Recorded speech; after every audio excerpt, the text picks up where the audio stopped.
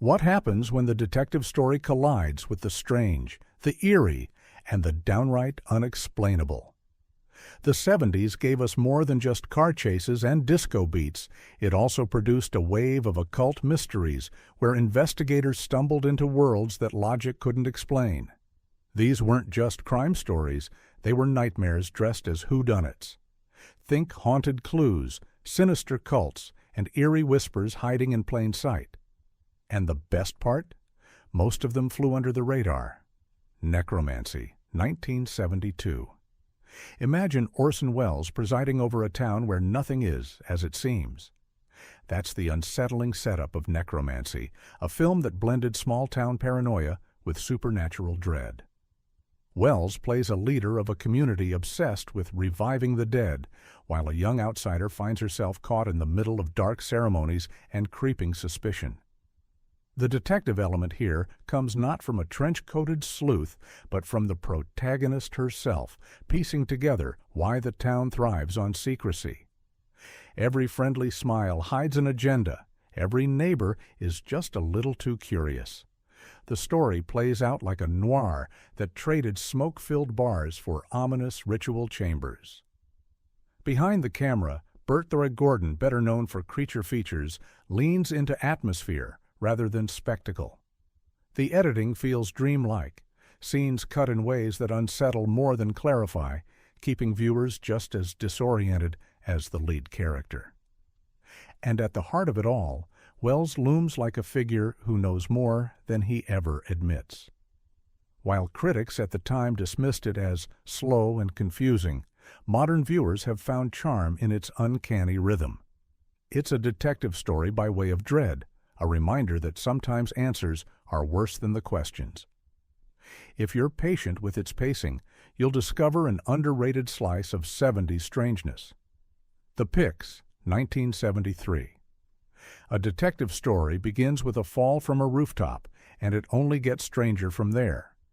The Pix, a Canadian production, starts with a police investigation into a mysterious death. The detective, played with quiet intensity, discovers a trail leading into secret gatherings and hidden symbols that suggest something far beyond a routine case. What makes The Pix fascinating is its dual narrative structure. One thread follows the detective, carefully unraveling clues, while the other follows the woman's story, leading up to her final moments. It's less about who done it and more about why it happened and whether reason can even explain it. The film thrives on atmosphere. The streets of Montreal become a cold maze where faith, fear, and paranoia intertwine. Karen Black delivers a performance that radiates both fragility and determination, making the audience feel like they're witnessing a life that's slipping between worlds. Meanwhile, Christopher Plummer brings a steady gravitas to the detective role, grounding the surreal events with his calm presence. Critics, at the time, struggled with its mix of mystery and dreamlike dread, but that's exactly what makes it memorable today. It's the kind of film that lingers long after, whispering questions instead of offering answers. For fans of occult detective tales, this one feels like discovering a long-lost case file in the back of a dusty cabinet. Fear in the Night, 1972. What if the person investigating isn't sure if the crime even happened? That's the unnerving hook of Fear in the Night, one of Hammer Studios' lesser-known thrillers. At first glance, it seems like a typical psychological mystery, but as the story unfolds, the lines blur between imagination, manipulation, and something far darker. The film follows a woman who begins experiencing disturbing visions and strange attacks, only to have her husband dismiss her fears. Enter Peter Cushing as the school's headmaster, a figure whose calm demeanor masks something inexplicably menacing. Is he guiding her, gaslighting her, or orchestrating something sinister? What gives the film its detective flavor is the constant search for truth. The protagonist becomes both victim and investigator, forced to piece together fragments of reality. Each discovery seems to answer one question while opening two more. It's like walking through a hall of mirrors where every reflection lies. Unlike Hammer's more gothic productions, Fear in the Night embraces a modern setting, with classrooms and empty dormitories becoming stages for paranoia. Director Jimmy Sangster crafts the suspense with simplicity creaking doors, whispers in the night, and performances that make even casual conversations feel threatening. Though not a box office hit, the film has aged into a cult curiosity, perfect for viewers who like their mysteries tangled with psychological unease. It reminds us that sometimes the detective isn't a grizzled cop, it's the person who refuses to doubt their own fear. Messiah of Evil, 1973. Few films feel like waking nightmares quite like this one. Messiah of Evil opens with a woman searching for her missing father in a strange coastal town, only to discover the locals behave with a chilling uniformity. What begins as a family mystery quickly morphs into a surreal detective story where every answer deepens the dread. The film's detective element lies in the investigation itself, letters, journals, and cryptic warnings that lead the protagonist closer to the truth. But this is no neat puzzle. Instead, it plays like a series of haunting encounters. Strangers in supermarkets staring too long, a painter's house filled with unfinished works, and whispers of a figure known only as the Stranger. Directed by Willard Huyck and Gloria Katz, better known for writing American Graffiti, this film couldn't be further removed from mainstream. The pacing is dreamlike, the editing jagged, and the performances deliberately off-kilter. It feels less like watching a movie and more like tumbling into someone's fever dream. Critics often call it one of the most atmospheric cult films of the 70s, and for good reason. Its hypnotic imagery stays with you long after the credits. Deserted streets, blood-red sunsets, and townsfolk whose silence says more than words ever could. It's detective work in the Twilight Zone, where solving the case might be the worst outcome of all. The Norliss Tapes, 1973. What if every tape recorder contained the record of a nightmare investigation? That's the premise of the Norliss Tapes, a made-for-television movie that feels like the prototype for many later occult detective shows. It introduces David Norliss, an investigative reporter whose work into supernatural claims is documented on a series of tapes discovered after he mysteriously disappears. The detective hook is irresistible. Each tape becomes a case file, pulling the audience into a world of unexplained phenomena. The first tape details a widow whose husband returns from the grave, her pleas for help, leading Norliss into a confrontation with forces no logic can explain. Roy Thinnes plays Norliss with understated conviction, making him believable as both a skeptic and a seeker. The structure cleverly frames the story as part of an unfinished archive, giving it an edge of realism like you've stumbled onto forbidden evidence. Produced by Dan Curtis, the man behind Dark Shadows and the Night Stalker, it carries his signature blend of gothic chills and investigative grit. While originally intended as a pilot for a series, it stands alone as a fascinating one-off. Though it never blossomed into a franchise, the Norliss Tapes occupies a unique place in occult detective history. It's proof that even in television's restrained landscape, there was room to explore stories where journalism and the supernatural collided. For fans, it remains a tantalizing glimpse of what could have been an entire decade of spooky investigations. The Mephisto Waltz, 1971. What if a piano piece was the key to unlocking an impossible secret? That's the chilling premise of the Mephisto Waltz, a stylish blend of journalism, high society, and supernatural intrigue. The story follows a music journalist, played by Alan Alda, who uncovers unsettling patterns linking a famous pianist to eerie occurrences that can't be explained away. The detective flavor here is subtle but powerful.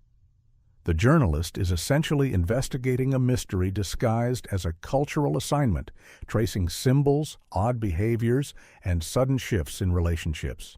Every interview feels less like reporting and more like questioning a suspect who knows too much. Jacqueline Bisset brings elegance and unease to the screen, while Kurt Jürgens delivers a performance that practically oozes menace. The film thrives on style, ornate mansions, candlelit studies, and music that feels almost alive. Director Paul Wenkos leans into the unsettling contrast between refined society and the uncanny, creating a sense that danger lurks under the most polished surfaces. When it premiered, the Mephisto Waltz was compared to prestige horror like Rosemary's Baby, but it carved out its own identity by marrying journalism with the uncanny.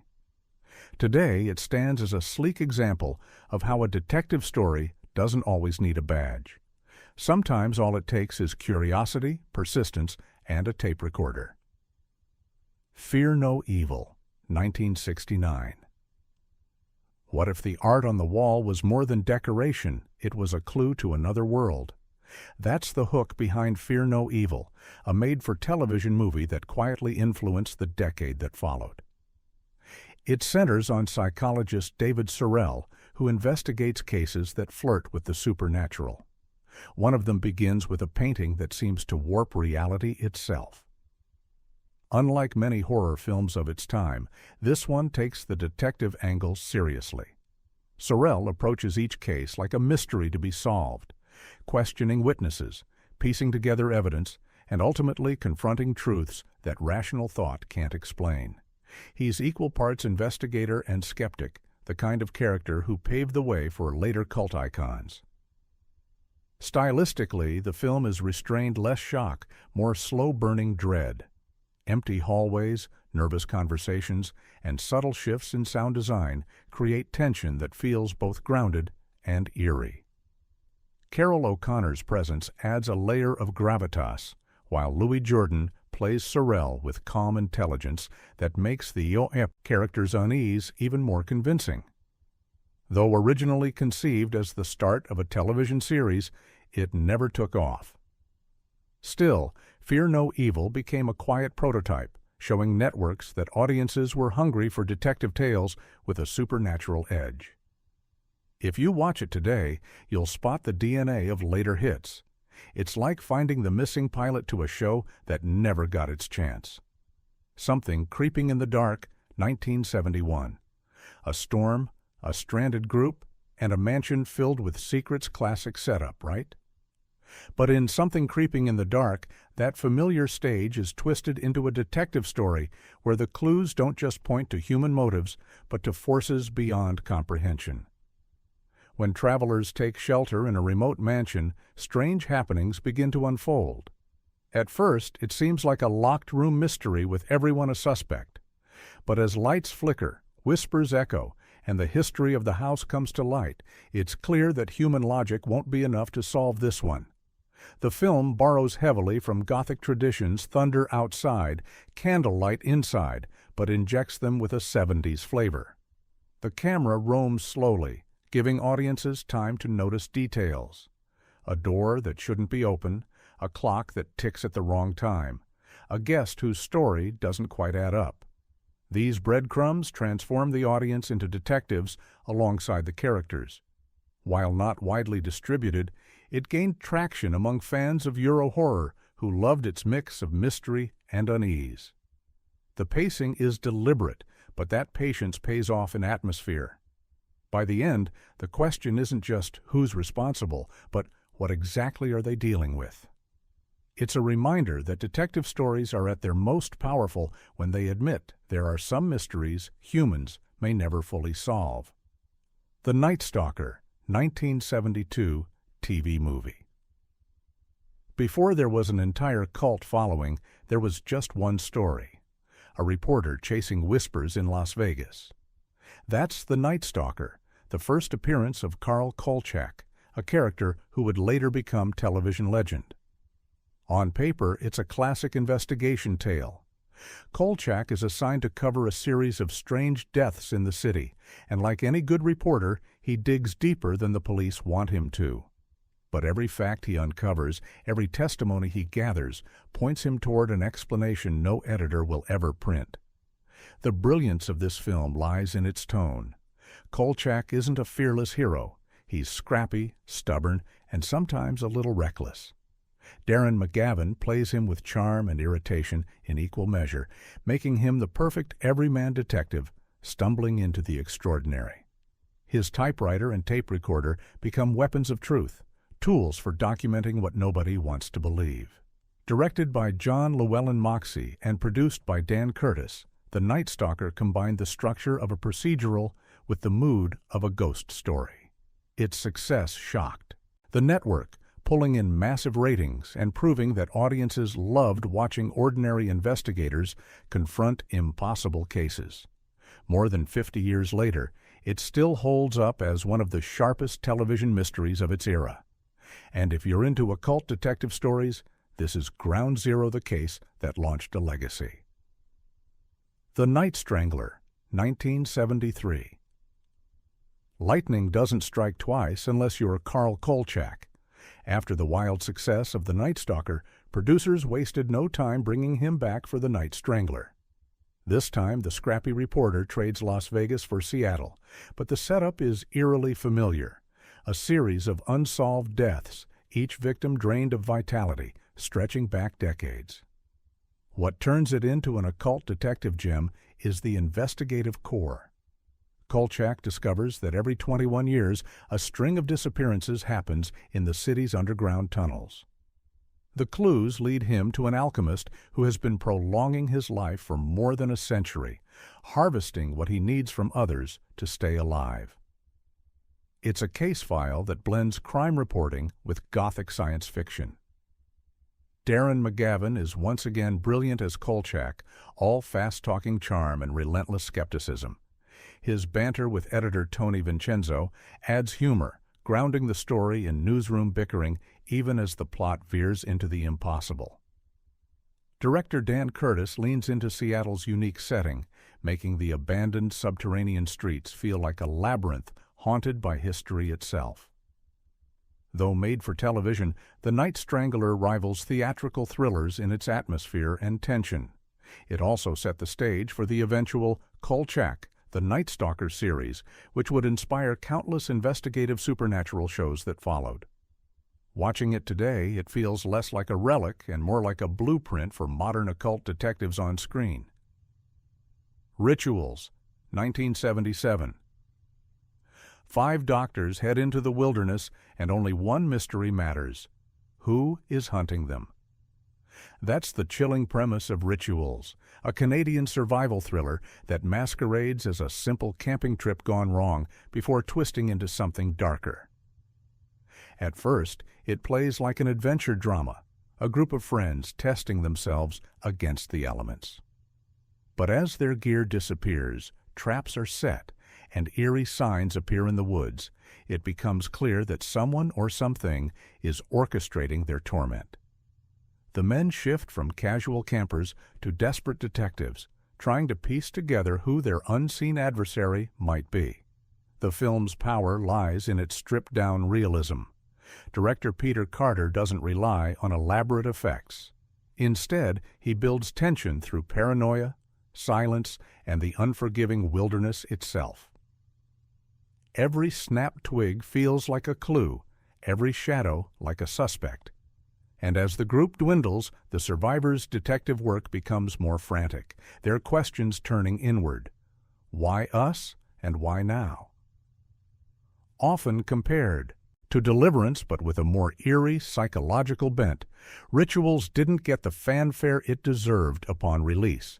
Yet it has since been rediscovered as one of Canada's finest contributions to 70s horror. For fans of occult detectives, it's a reminder that sometimes the investigation isn't about who committed the crime, it's about what strange logic drives the terror itself. Murder by Decree, 1979. Sherlock Holmes meets Jack the Ripper with a twist that drags him into forbidden territory. In Murder by Decree, Christopher Plummer steps into the role of Holmes, and James Mason plays a steady Dr. Watson. Together, they follow a trail of brutal crimes through the foggy streets of London, only to uncover a conspiracy involving secret societies and hidden rituals. This isn't your typical Holmes adventure. Instead of puzzles neatly solved with deduction, the film plunges the detective into a world where the answers are buried beneath layers of secrecy and power. The more Holmes uncovers, the more dangerous the case becomes, not just for him, but for the stability of the society he serves. Director Bob Clark, who would later make A Christmas Story, balances period detail with a creeping sense of dread. The production design is impeccable, from dimly lit cobblestone alleys to opulent drawing rooms where secrets are traded like currency. Plummer's Holmes is more human and emotional than usual, a detective shaken by the implications of his own discoveries. Though it came at the tail end of the 70s, Murder by Decree stands as one of the boldest occult detective films of the era. It dares to place the world's most rational sleuth against forces that logic alone can't conquer. And in doing so, it delivers a story that feels both timeless and unsettlingly relevant. The Devil Within Her, 1975. What if the case wasn't about solving a crime, but preventing one from happening again? That's the unnerving premise of The Devil Within Her, a film that straddles the line between medical mystery and occult thriller. When a dancer gives birth under strange circumstances, doctors are baffled by the child's unusual behavior. One physician takes it upon himself to dig deeper, becoming the story's detective figure. Instead of tracking a criminal, he investigates medical records, unusual coincidences, and whispers of past tragedies. Every new fact points towards something unnatural influencing the child's fate. The deeper he digs, the more dangerous the implications become, not just for the mother, but for anyone near her. The film leans heavily on suspense rather than spectacle. Tense hospital corridors, anxious conversations, and sudden bursts of unexplained events keep the audience guessing. Joan Collins, in the lead role, delivers a performance equal parts glamour and vulnerability, while the supporting cast grounds the mystery with skepticism and fear. Although critics dismissed it as sensational upon release, modern audiences have found charm in its blend of melodrama and eerie detective work. At its core, it's about the timeless question: when you uncover a truth no one else wants to see, how far are you willing to go to protect others from it? So there you have it, 15 more occult detective films from the 70s that slip through the cracks, but still pack a punch. These weren't just mysteries, they were shadowy case files where logic collided with the impossible. Some hit on late-night TV, others barely made it to theaters, but all of them dared to blend crime and the uncanny. Which one would you put on your watch list first? Drop your pick below, and don't forget to subscribe for more hidden cinema.